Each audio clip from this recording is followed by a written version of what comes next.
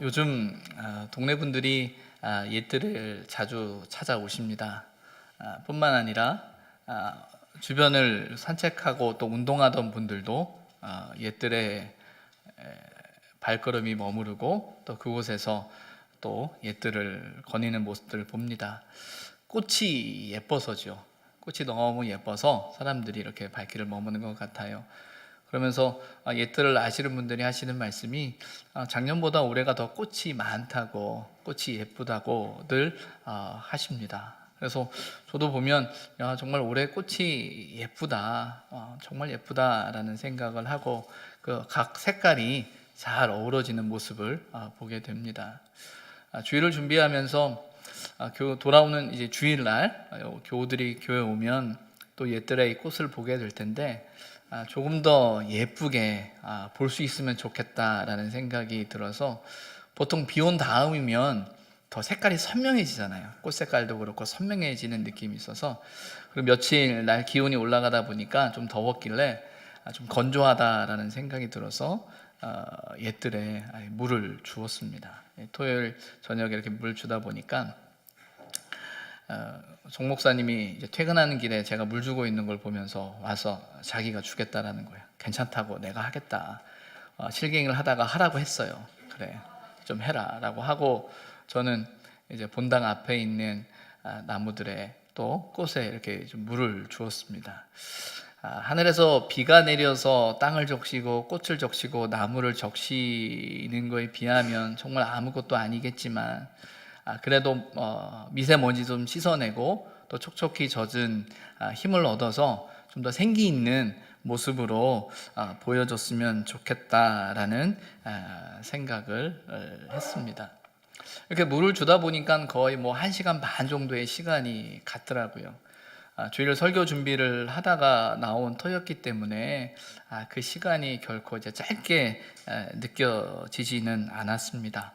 그러나 내일 주일날 더 좋은, 더 예쁜 꽃을 볼 수 있을까라는 기대를 가지면서 이제 위로를 받게 됐지요. 근데 사실은 어제 오후에 식구들이 저녁을 먹으러 간다고 하면서 자기네들을 좀 태워달라고, 제가 토요일 저녁에 저녁을 좀 잘 안 먹다 보니까 이제 식구들끼리 막 밥을 먹는다고 이제 가는 거였어요. 태워달라고 했는데 제가 설교 준비해야 되기 때문에 안 태워준다고 그랬거든요. 그러고 나서 이제 물을 주고 있는 제 자신을 보면서 내가 지금 잘하고 있는 거야? 라는 생각이 들더라고요. 얼마 전에 둘째 녀석에게 제가 갑작스럽게 이렇게 물었어요. 너 커서 목사 될래? 그랬더니 아들이 전혀 고민도 안 하고 아니요? 그러더라고요. 그래도 큰 녀석은 예전에는 나름 고민도 하고 그런 말을 했었었는데 작은 놈은 전혀 고민도 하지 않고 싫다고 얘기하는 거예요. 깜짝 놀랐어요. 내가 뭐 큰 잘못을 했나? 왜? 그랬더니 우리는 주말이 없다라는 겁니다. 우리 집은 주말이 없다라는 거예요. 다른 친구들을 이렇게 보면 주말이 되면 식구들끼리 놀러도 가고 이렇게 캠프도 하고 캠핑도 하는데 아빠는 뭐냐라는 거겠죠. 초등학교 때는 어릴 때는 월요일이면 또 이게 시간을 같이 쓸 수 있었는데 중학생이 되고 나니까 주중에는 자기도 바쁜 거예요. 그나마 이제 토요일 주일이 돼야 여유가 있는데 아빠는 뭐 여전히 바쁘고 태워달라고 해도 태워주지도 않고 교회 핑계로 그러고 있는 모습을 보면서 그 마음에 불만이 있었던 것 같아요. 아니 아빠가 목사가 아니어도 주일은 무조건 지켜야 되잖아 라고 이야기를 했는데 그래도 토요일이 있잖아 라는 게 이 아들의 말이었습니다. 교회를 핑계로 가족들을 제대로 살피지 못하는 것은 아닌가 하는 생각이 들기도 했습니다. 물론 제가 가지고 있는 어떤 성향이 있어요. 성향이 있다 보니까 다 잘하지 못하는 모습이 있어서 나름 미안하기도 하고 나름 아쉬운 마음이 드는 것이 사실이었습니다. 우리가 살아가면서 삶 속에서 우리의 선택이 늘 행복하고 늘 즐거운 것만은 아닌 것 같아요. 그럼에도 우리는 그 선택을 해야 할 때가 있습니다. 그 수고를 해야 할 때가 있어요. 왜냐하면 거기에 의미가 있고 거기에 가치가 있기 때문이죠. 힘이 들고 어려운 일이지만 지켜가야 할 가치가 있다면 우리는 그 수고를, 그 힘든 일을 합니다. 믿음을 가지고 산다는 게 뭘까라고 할 때 그것은 바로 어렵고 힘들어도 믿음의 선택을 하는 것이겠죠. 믿음의 선택이라는 것은 곧 하나님의 말씀 앞에 서는 것입니다. 하나님의 뜻이 무엇인가? 하나님이 원하시는 것이 무엇일까? 어떻게 살아가는 것이 하나님의 뜻일까라는 그 고민을 하는 것입니다. 그리고 우리는 그것을 위해서 수고하고 애쓰는 사람들입니다. 하나님께서 야곱과 함께 하시겠다라는 그 말씀 가운데 이제 야곱은 자신의 가족들을 데리고 이제 애굽으로 갑니다. 46장 27절에 보게 되면 애굽에 내려간 가족의 수가 70명이다라고 설명하고 있습니다. 이 70이라는 성경에서 말하고 있는 7이라는 수, 또 70이라는 수는 이제 완전수라는 것을 의미하죠. 그래서 단지 그냥 애굽 땅에 내려간 야곱의 가족이 70명이야 라는 것을 의미하는 것뿐만 아니라 더 나아가서는 어떤 의미냐면 가나안 땅에 아무도 없는 거예요. 이제 모든 식구가 애굽 땅으로 간 겁니다. 우리가 간혹 멀리 이사를 하거나 가족들이 이사를 하게 되면 그래도 원래 살던 곳에 한두 가정이 머무를 때가 있어요. 그래서 나중에 되면 또 나중을 기약하기도 하는 어떤 그런 모습들이 우리에게 있죠. 그런데 오늘 본문에는 가나안 땅에는 아무도 없는 겁니다. 모두가 다 애굽 땅으로 갔다라고 성경은 이제 이야기하고 있어요. 오늘 본문은 이제 그들이 애굽 땅 어디에 정착하게 되느냐에 대해서 이야기하고 있는 것입니다. 그들의 걸음이 단지 더 잘 살기 위한 선택이 아니라 하나님의 뜻을 이루어가는 포석이었음을 오늘 성경은 우리에게 이야기하고 있습니다. 오늘 본문은 크게 두 부분으로 나눠질 수 있어요. 28절부터 30절까지의 말씀은 이제 야곱이 요셉을 만나는 장면입니다. 거의 22년, 23년 만에 만나는 거죠. 요셉과 야곱이 만났을 때 서로를 부둥켜 안고 웁니다. 정말 그 마음에 오랫동안 가졌던 그 마음의 답답함이 풀리는 이제 순간이죠. 30절에 보게 되면 그 요셉을 향해서 야곱이 이렇게 이야기를 해요. 내가 내 얼굴을 보았으니 지금 죽어도 족하도다. 그게 아버지의 마음이고 야곱의 마음이겠죠. 죽은 줄만 알았는데 못 볼 거라고 생각했는데 이렇게 본다는 것만으로도 너무나 기쁘고 너무나 행복한 거죠. 그래서 내가 지금 죽어도 좋겠다라는 생각을 하고 있습니다. 요셉은 이어지는 본문에 그 만남의 기쁨을 잠시 뒤로 미루고 그 자신의 형들과 아버지에게 앞으로 해야 할 일들에 대해서 이야기하는 겁니다. 요셉은 이제 가족들을 초대했고 이제 애굽 땅으로 모셨기 때문에 어떻게든 이들이 잘 살 수 있도록 도와야 하는 책임이 자신에게 있는 거죠. 그러면서 31절부터 하는 이야기는 뭐냐면 이제 자신이 바로 왕에게 가서 당신들이 애굽 땅으로 왔다라는 사실을 이야기할 겁니다. 그리고 이야기할 때 당신들이 목자라고 목축업을 하는 사람들로 소개할 겁니다. 그래서 나중에 바로 왕이 당신들에게 무슨 일을 하는 사람이냐라고 묻는다면 목축을 하는 사람이라고 대답하셔야 됩니다. 그러면 우리는 바로 이 고센 땅에 머물고 이곳에 살게 될 것입니다 라는 이야기가 34절까지의 말씀이죠. 요셉은 자신의 가족들이 야곱과 그의 형제들이 이 고센 땅에 머물기를 원했어요. 그래서 45장 10절에 보게 되면 그 형제들에게 자신이 요셉이라는 것을 소개하면서 그 당장 빨리 가서 아버지에게 이 사실을 전하고 아버지를 모시고 오라라는 이야기와 함께 뭐라고 이야기하냐면 고센 땅에 머물며 나와 가깝게 하소서라고 이야기하고 있습니다. 요셉의 마음속엔 이 고센 땅에 머물러야 한다라는 생각을 가지고 있었던 거죠. 근데 중요한 건 오늘 본문에서 우리가 생각해야 하는 것은 왜 하필 고센 땅이냐라는 있다라는 겁니다. 왜 고센 땅이냐라는 것이죠. 이 고센 땅이라는 곳은요, 이 나일강 삼각주의 동쪽에 위치한 곳이다라고 이야기합니다. 그래서 나름 목축에 적합한 땅이라고 이야기를 해요. 그러나 그 지역은 애굽 사람들이 살아가는 지역과는 좀 거리가 많이 떨어져 있을 뿐만 아니라 목축 생활로는 최적지이긴 하나 농경지로서는 좀 부적합한 곳이라고 설명을 합니다. 왜냐하면 나일강으로부터 좀 멀기 때문에 물을 대기가 쉽지 않은 지역이라는 설명을 갖고 있어요. 근데 왜 이 고센 땅일까라는 거죠. 우리가 앞에서 성경을 읽어 내려오면서 보았던 것처럼 야곱이 부자가 된, 야곱이 재산을 모으게 된 경위는 그의 삼촌 라반의 가축을 그가 돌보면서 재산을 불렸어요. 그리고 요셉이 바로에게 말하는 것처럼 당신들의 직업이 목축을 하는 사람들입니다 라고 말하는 게 거짓이 아니죠. 있는 그대로 사실대로 이야기를 한 거예요. 그런데 여러분, 요셉은 목축을 잘할까요? 농업을 잘하는 사람일까요? 요셉이 가나안 땅에 몇 년 살았죠? 17년을 살았어요. 그런데 지금 요셉이 애굽 땅에는 몇 년을 살았습니까? 20년, 22년. 거의 20년 동안 살아가다가 그 꿈을 해석하고 이제 13년 동안 살고 7년의 풍년과 이제 2년의 흉년을 보내고 있기 때문에 거의 22년, 23년의 시간을 살았어요. 자, 그러면 가나안 땅에 오래 살았습니까? 애굽 땅에 오래 살았습니까? 애굽 땅에 오래 살았어요.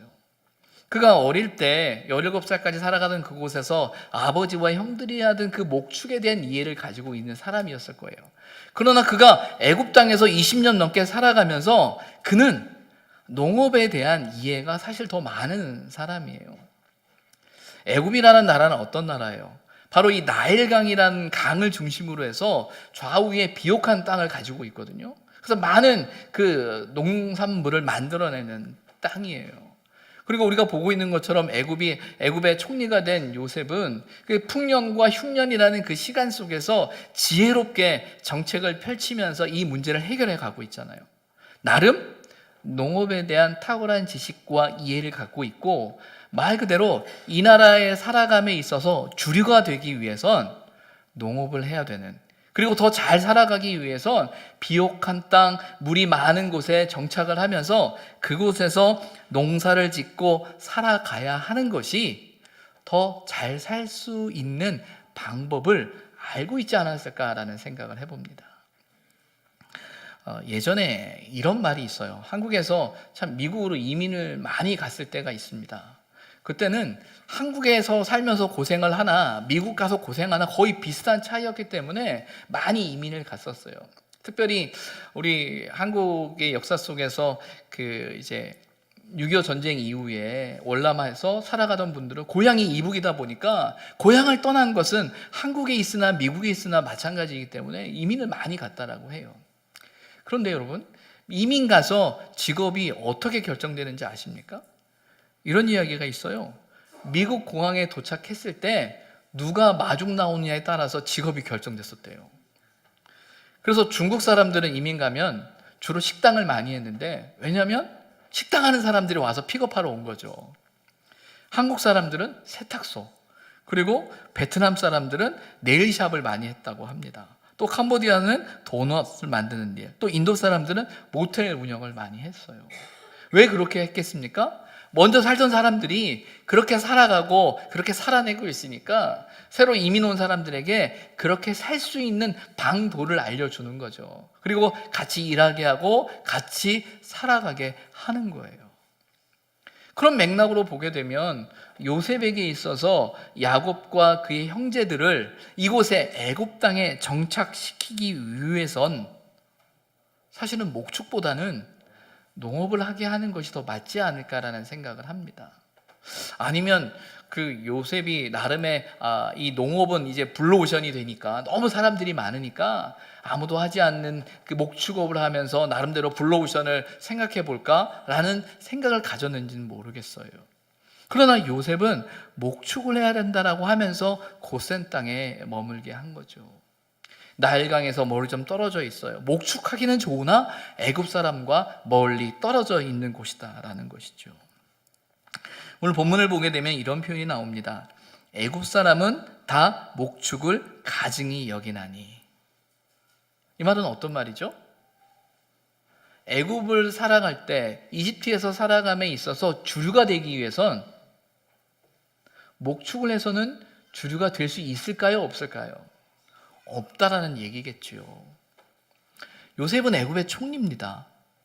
그리고 가족들이 오고 식구들이 온다면 어떤 면에서는 더 성공하고 더 애굽의 중심으로 들어올 수 있도록 도울 수 있는 힘을 가진 사람이겠죠. 그렇다고 한다면 더 가까이 더 애굽 사람들이 하는 일을 하면서 자리매김을 해가고 빨리 안정되게 만드는 것이 요셉의 지혜로운 선택이었을 수 있어요. 그런데 오늘 성경은 전혀 그렇게 하지 않았다라는 것입니다. 왜 그랬을까요? 우리가 계속 지금 말씀드리는 이 이야기는 우리의 인간적인 생각입니다. 계산이죠. 어떻게 살아야 더 편할 수 있을까? 어떻게 살아야 더 잘 살 수 있을까? 어떻게 살아야 이민자로서 빨리 정착할 수 있을까? 어떻게 살아야 우리가 성공할 수 있을까? 그런 생각을 갖게 되면 우리는 많은 고민을 하고 거기에만 집중합니다. 그에 비해 오늘 요셉이 이야기하고 있는, 오늘 야곱과 그의 형제들이 머물고 있는 고센이라는 땅은 그들이 주류로 성공하는 사람으로 살아가기에는 무언가 부족한 곳이에요. 그런데 왜 그곳에 머물게 했을까라는 것입니다. 하나님을 믿는다는 것, 그것은 내가 하나님을 믿기 때문에 모든 일에 형통하고 성공하고 잘 된다라는 것을 전제하는 것이 아닙니다. 하나님을 믿는다라는 그 신앙의 고백은요, 그 믿음은 우리가 하나님의 뜻을 신뢰하며 살아가는 삶이 된다라는 말이에요. 그렇게 살아가겠다라는 결단이에요. 이 말은 무엇이겠습니까? 내가 하나님을 믿기 때문에 어려움을 당해도 그 믿음으로 그 일을 감당하며 뿐만 아니라 하나님의 뜻이 우리의 삶 속에 이루어지도록 그 삶을 살아내겠다라는 결단이겠죠. 독실한 믿음을 가진 부부가 있었습니다. 이 부부는 오랫동안 이제 결혼을 한 지 오래 되어졌는데 아이를 갖지 못했어요. 그래서 오랫동안 기도하다가 10년째에 하나님께서 그 가정에 아이를 주셨습니다. 그럼 기적처럼 응답이 된 거죠. 사람들은 두 사람의 신실한 믿음을 보면서, 그들의 열심을 보면서, 그들의 믿음을 보면서 격려하고 축복했어요. 정말 하나님께서 허락하신 선물이라고 그들을 격려했습니다. 근데 문제는 태어난 아이에게 심각한 장애가 있었다라는 거죠. 남편은 아이를 신생아실에 맡기고 아내를 만나러 병실로 이제 갔습니다. 이 가는 과정에 남편 입장에서 이 상황을 어떻게 설명해야 좋을지 몰랐어요.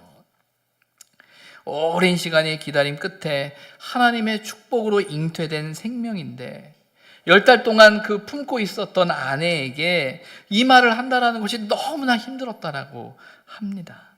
도저히 어떻게 말을 해야 할지 떠오르지 않았다고 해요. 결국 힘들게 입을 열어서 이 사실을 전했는데 아내는 한참을 눈물을 흘렸다고 합니다. 너무나 힘든 거죠. 너무나 아픈 거죠. 한참 눈물을 흘리다가 이렇게 고백을 했대요. 여보, 괜찮아요. 하나님이 저에게 이런 마음을 주셨어요. 하나님은 이 귀한 생명을 세상에 보내시려고 준비하시다가 어디에 보내야 이 귀한 아이가 사랑을 받을지 생각하고 또 생각하시다가 마침내 우리 가정을 발견하시고 보내주신 것이라고요. 라고 고백했다고 합니다. 이 이야기는 김인수, 김수지 부부의 가정 이야기라는 곳에 나오는 실제 이야기라고 해요. 형통이라는 것, 성공이라는 것, 더 좋은 것이라는 관점에서만 바라본다면 이 부부가 당하고 있는 어려움과 아픔은 참 슬픈 일일 수 있겠죠. 그런데 거기에서 하나님의 뜻을 찾고 하나님의 인도하심을 믿을 때, 그것을 신뢰할 때 그 일을 감당할 수 있음을 우리는 알게 되는 것이지요. 요셉은 야곱과 그의 가족들이 고센 땅에 머물매 있어서 분명한 이유가 있었어요. 목적이 있었다라는 겁니다. 더 잘 살고 더 편안하고 더 형통한 것이 아니라 바로 거기에 숨겨진 하나님의 뜻을 놓치지 않았다라는 겁니다. 앞선 46장 3절에 보게 되면 하나님께서 야곱에게 나타내서 그에게 애굽 땅으로 내려가라라고 말할 때 뭐라고 말씀하시냐면 거기서 너로 큰 민족을 이루게 하리라 라고 말씀하고 계십니다. 그 걸음이 단지 너 잘 살게 하는 걸음이 아니라 이 일을 통해 하나님의 약속이 하나님의 언약을 이루어가는 걸음이다. 큰 민족을 이루게 하시겠다라고 말씀하고 있죠. 또 45장 7절에 요셉이 형들에게 자신의 정체를 이야기하면서 자신이 요셉이라는 이야기를 하면서 하는 말이 당신의 생명을 보존하고 당신들의 후손을 세상에 두시려고 하나님이 하신 일입니다 라고 고백하고 있는 거예요.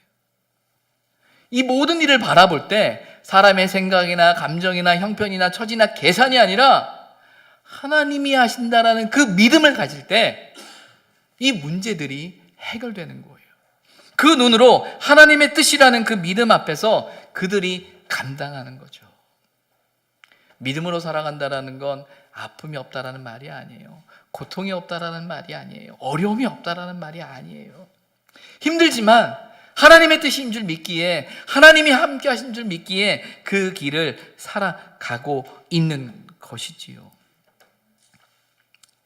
애굽 사람은 다 목축을 가증히 여긴다라는 이 사실은 애굽 사람과 야곱의 가족과의 분리를 의미하죠. 주류에 들어가지 못한다라는 인간적인 아쉬움이 있지만 중요한 건 거기에 가치가 있는 게 아니죠. 하나님께서 야곱과 그의 가족을 통하여 이루실 하나님의 선하신 뜻을 생각해 볼 때 바로 거기에 하나님의 뜻이 있음을 깨달아 알 때 그 고센 땅이 하나님의 뜻임을 깨닫고 고백할 수 있는 것이라는 거죠. 그런 면에서 믿음의 삶을 살아간다라고 할 때 저와 여러분에게 허락되어진 이 고센 땅에 대한 믿음의 고백이 있어야 합니다. 늘 더 좋은 것, 더 재미있는 것, 더 즐거운 것, 더 행복한 것을 찾기 시작하면 사실은 저와 여러분이 믿음을 가지고 살아가는 이 삶의 자리가 그렇게 썩 만족스럽지 않을 수 있어요. 우리가 오늘 어린이 주일이잖아요. 5월 5일 어린이 주일입니다. 자녀를 둔 부모님들 입장에서는 고민이 많은 날입니다. 저희 아이 큰 둘째가 학교를 일찍 들어갔기 때문에 중학교 1학년임에도 불구하고 올해까지 자기는 어린이라고 고집을 합니다. 뭔가를 해줘야 될 것만 같은 이제 부모의 책임감이 있죠. 자녀들에게 신앙을 갖고 믿음으로 살아야 된다라고 말할 때 참 우리의 말이 공허하게 느껴질 때가 있어요. 왜냐하면 세상이 돌아가는 삶의 상황들을 보면 우리가 붙들고 있는 가치가 너무 약해 보여요. 아니, 더 행복하게 잘 살 수 있는 방법, 더 성공할 수 있는 방법, 더 잘 살아갈 수 있는 방법이 세상에 더 많은 것처럼 보여요. 그러면서 교회에서 신앙생활하고 하는 모습을 보게 되면 재미없어 보이죠.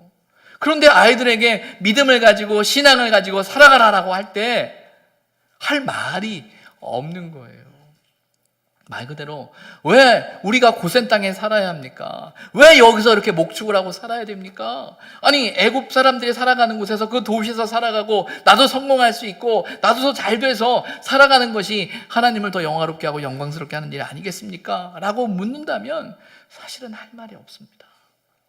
근데 우리는 더 성공하는 것, 더 잘 사는 것, 더 행복한 것이 믿음의 삶의 목적이 아니라 믿음으로 살아가는 것은 하나님이 뜻이 저와 여러분의 삶 가운데 이루어진다는 그 믿음을 가지고 하나님의 뜻 앞에 순종하며 살아가는 그 삶의 자리를 인정하고 받아들이는 거죠. 때로는 소명으로, 때로는 사명으로 우리가 지켜내야 할 그 믿음의 자리가 있음을 우리는 알아야 하는 겁니다. 근데 여러분, 이 고센 땅에서 어떤 역사가 일어납니까? 변두리고 멀리 떨어져서 애굽 사람들에게 전혀 관심이 없을 것만 같은 이 지역에서 어떤 역사가 일어나냐는 거죠. 하나님께서 70명밖에 안 되던 야곱의 가족을 민족으로 만드시는 자리가 그 땅이 됩니다. 그리고 바로 그 땅에서 하나님의 구원의 역사, 생명의 역사가 일어나게 되는 것이고, 출애굽의 역사를 통하여 하나님께서 70명밖에 안 됐던 사람들을 민족으로 만들어서 가나안 땅으로 이끄시는 하나님의 놀라운 구원의 역사가 일어나는 거죠. 우리가 믿음으로 살아간다라고 할 때 믿음의 눈으로 바라보는 그 삶의 자리 속에서 우리의 모습은 너무 약하고 너무 연약하고 너무나 부족하고 때로는 재미없어 보이는 삶의 모습일지도 모릅니다. 그러나 여러분, 바로 거기에 하나님의 역사의 자리예요. 하나님이 일하시는 자리입니다. 우리 힘으로는 할 수 없지만 그 자리를 통하여 하나님의 뜻을 이루시는 살아계신 하나님이 저와 여러분의 인생을 붙들어 가실 때 그곳에서 우리가 알 수 없는, 상상할 수 없는 놀라운 생명의 역사가 일어나게 된다라는 겁니다. 우리는 어떤 특별한 일을 해야 되고 특별한 모습을 보여야 되고 하는 어떤 그 상황과 경험 속에서 무언가 내가 할 수 있고 하고 있다라는 생각을 합니다. 하지만 실제적인 일은 거기서 일어나지 않아요. 며칠 전에 그 만화책을 제가 완독을 했어요. 그 만화책 제목이 뭐냐면 허영만 작가가 쓴 오한강이라는 만화입니다. 제가 알기로는 이번에 처음 봤는데 1987년에 나와 완간됐던 그 책이 거의 20년 만에 다시 이제 책으로 만들어지면서 이제 나와서 우연찮게 그 책을 보다가 책에 대한 설명이 이거예요. 이제 그 해방 이후에 현대사를 그리고 있는데 이데올로기적인 우리나라가 가지고 있던 현대사 속에서 부딪히고 있는 갈등들을 쭉 그 갈등의 이야기들을 설명하면서 이야기가 전개되어져요. 그래서 이렇게 만화기 때문에 정말 짧은 시간 안에 그 근현대사에 대한 내용들을 정리하면서 이런 일이 있었구나라고 이렇게 재밌게 봤어요. 그러면서 거기에는 이강토라는 주인공이 나옵니다. 시골 출신인데 아주 그림을 잘 그리는 사람이에요. 그가 그림을 그리면서 예술을 통해서 이 시대적인 상황 안에서 이념적인 부분들에서 갈등하며 고민하는 이야기가 그려지고 있습니다. 근데 그가 그렇게 그려지는 이야기 속에 역사가 나오지만 저는 그 이야기, 그 만화를 다 보면서 제 머릿속에 남는 건 뭐였냐면 정말 이 나라의 민족을, 이 땅을 지켜온 것이 이런 많은 사건과 역사 속에서 투쟁하며 갈등하며 살아왔던 역사 속에 오늘이라는 현대가 있지만 정말 이 땅이 지켜진 건 지킨 사람이 누굴까라고 생각했을 때 그 만화 속에 그 이강토라는 사람의 주인공의 부인으로 나오는 여자였어요. 그 부인은 자신의 남편이 이데올로기 또 정치적인 신념과 여러 가지 상황 속에서 갈등하고 투쟁하고 하는 동안 집을 돌보지 않았죠. 그런데 그 부인은 묵묵히 삭바느질을 하면서 집안을 지켰어요. 자식을 키우고 자식을 키워냈고 학교를 보내고 집안을 세운 거죠.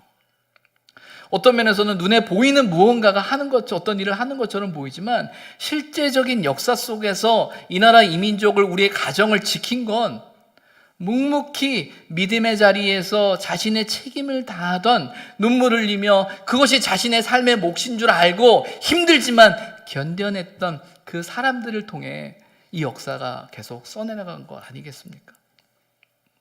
우리 신앙도 마찬가지입니다.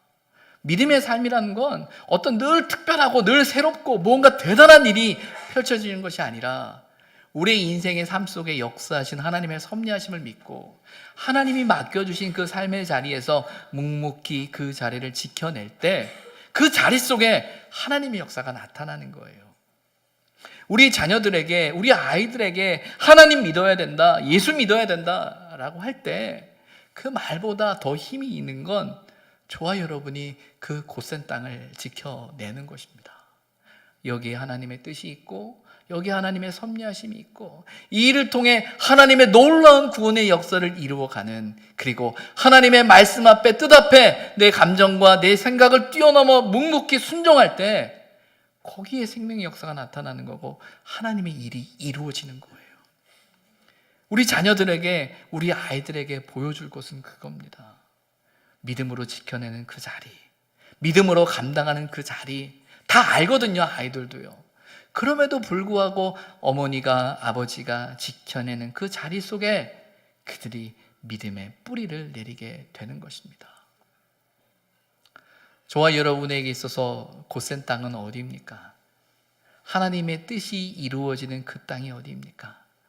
믿음으로 순종하며 하나님이 맡기신 그 고센 땅을 믿음의 자리로 지켜낼 수 있는 저와 여러분이 되기를 주님의 이름으로 부탁을 드립니다.